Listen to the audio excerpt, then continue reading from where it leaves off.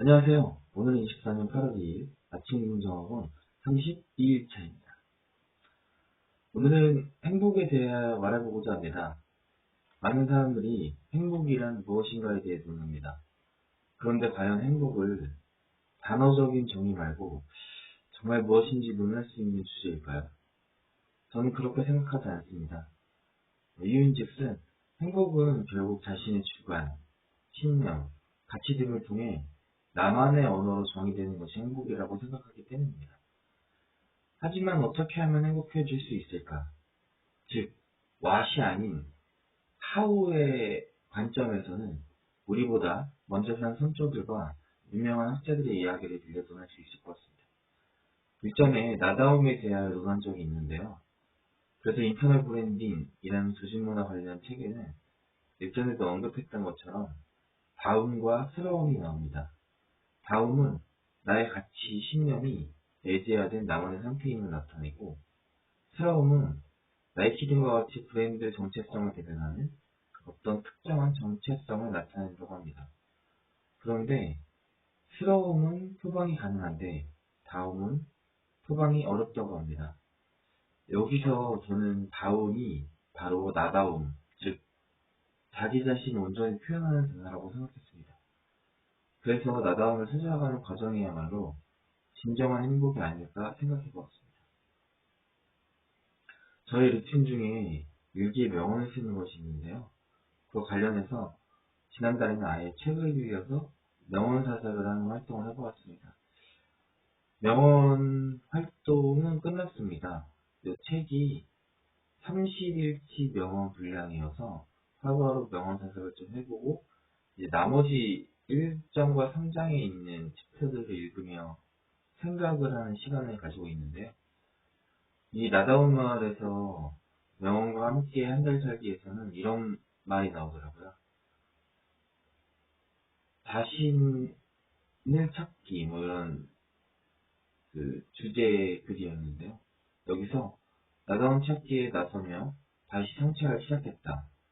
자아 성찰은 자신의 행동, 생각, 감정에 대해 깊이 들여다보고 이해하려는 과정으로 자신에 대해 더 깊이 알아가고 더 나은 삶을 살 수 있는 방향을 잡을 수 있게 만든다. 성찰을 얻게 되는 깨달음은 어느 순간 삶을 뒤흔들 만큼 강한 에너지를 선물할 때도 있다. 라고 적고 있는데요.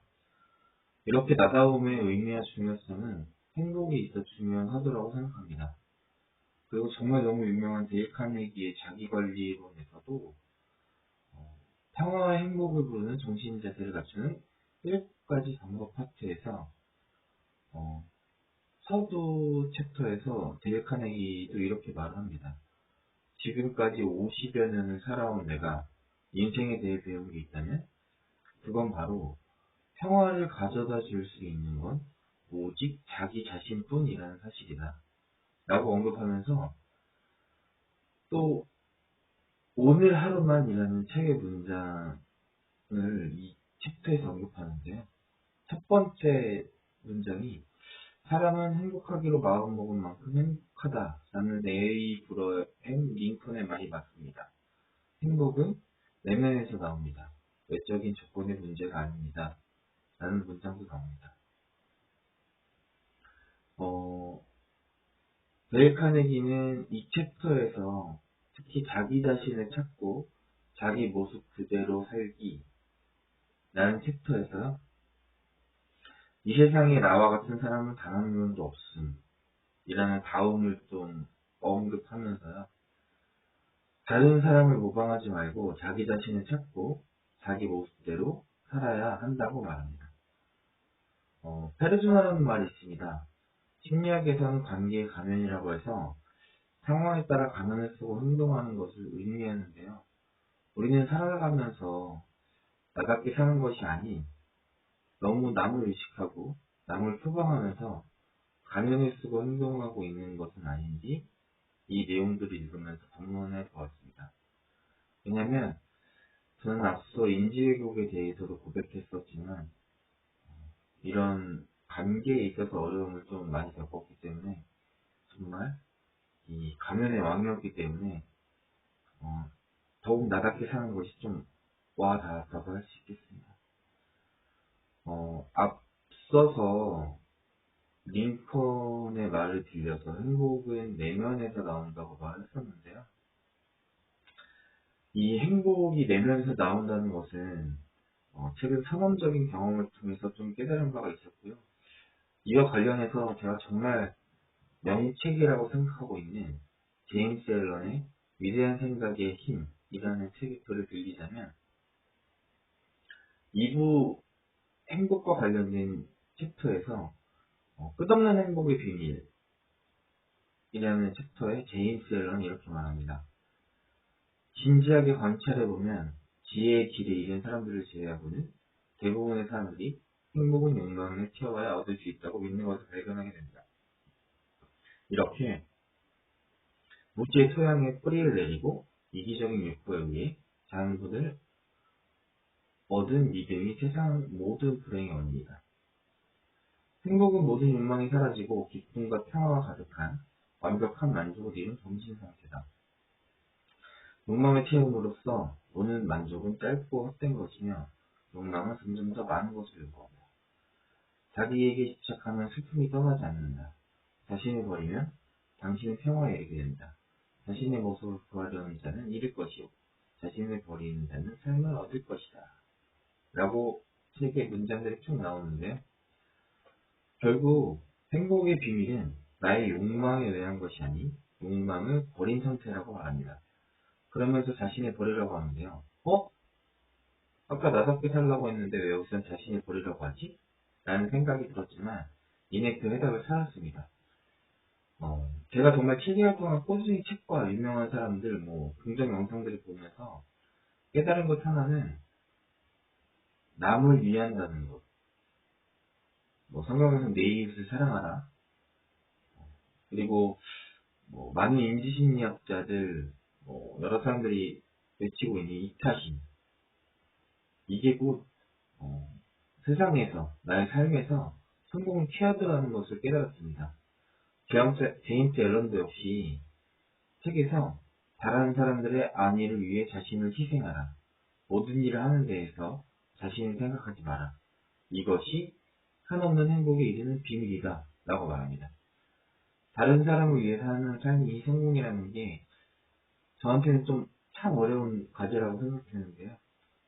행복해지는 방법이라고 하고 이게 길이라면 앞으로 연습을 통해 꾸준히 실천해 나가려고 합니다.